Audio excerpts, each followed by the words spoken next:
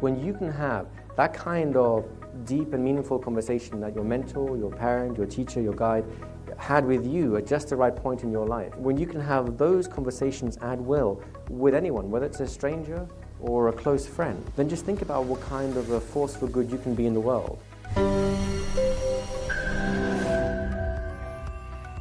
Okay, so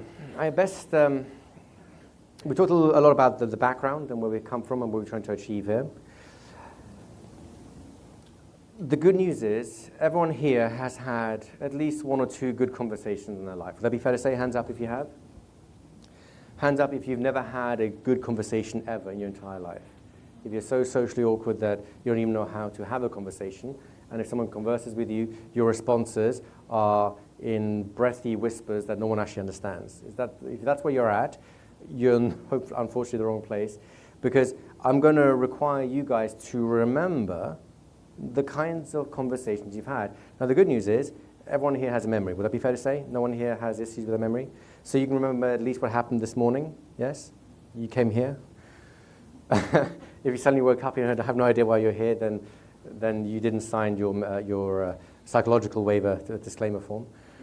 You can remember what happened last week, the month before that, not necessarily in detail, but the highlights, right?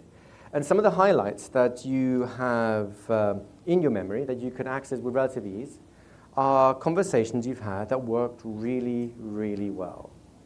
Now, some of those conversations are ones where you were the main actor, you tried to get a message across, and it really worked. You felt it working, you knew it was working, your partner was acknowledging it in their body language, and sometimes even out loud, and at the end you felt really pleased that something of importance was achieved. And you can all think of at least a couple of conversations like that, can you not? And there are other kinds of conversations which were equally powerful, only this time you were the receiving end of the conversation. In other words, someone else was hitting all the right notes inside you, and you could feel those right notes being touched upon, and you could feel how important that conversation was for you, right? So if you want to do a quick experiment, if you close your eyes for a moment, then you could think about a person that had a significant impact on your life. It could be a mentor, a parent, a teacher, a close friend, or sometimes even a random stranger who came into your life at an important turning point, at a point in your life when you needed guidance, direction, something. And this person developed the right kind of relationship, even if it was a stranger who said just the right thing at the right time. It went straight inside, and whatever it is that you were dealing with, whatever conflict was inside you, whatever mountain you had to climb, suddenly dissolved in front of you. And you felt it dissolve. And you were glad to have had that person in your life and that conversation, or those series of conversations that allowed you to turn your feet on the right path again, to find your direction. It was a meaningful relationship that had a disproportionately good, positive impact on your life. Now, as you think about that person, and more importantly, as you think about the qualities you experience in that conversation, you may not necessarily be able to identify exactly what they did right in the conversation. Some of those things were conscious enough that you could identify them, but many things were so unconscious, you don't know what they were, except that you felt them working. It's kind of like a little music from the past.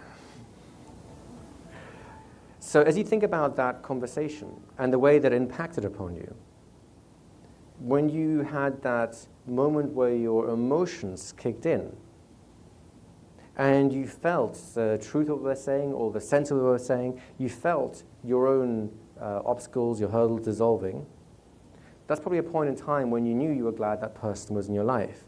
And the reason I'm asking you to really think about that particular conversation right now is because that's the gold standard that you'll be aspiring to over the next 5 days.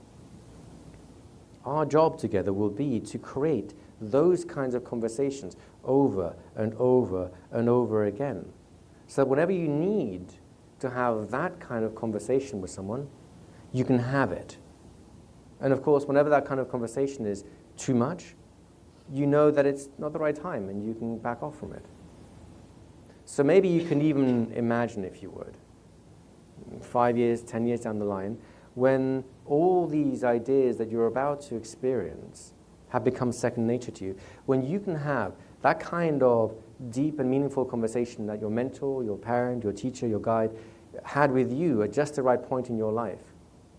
When you can have those conversations at will with anyone, whether it's a stranger or a close friend, then just think about what kind of a force for good you can be in the world, how you can transform your community, your clients, what kind of person that would make you.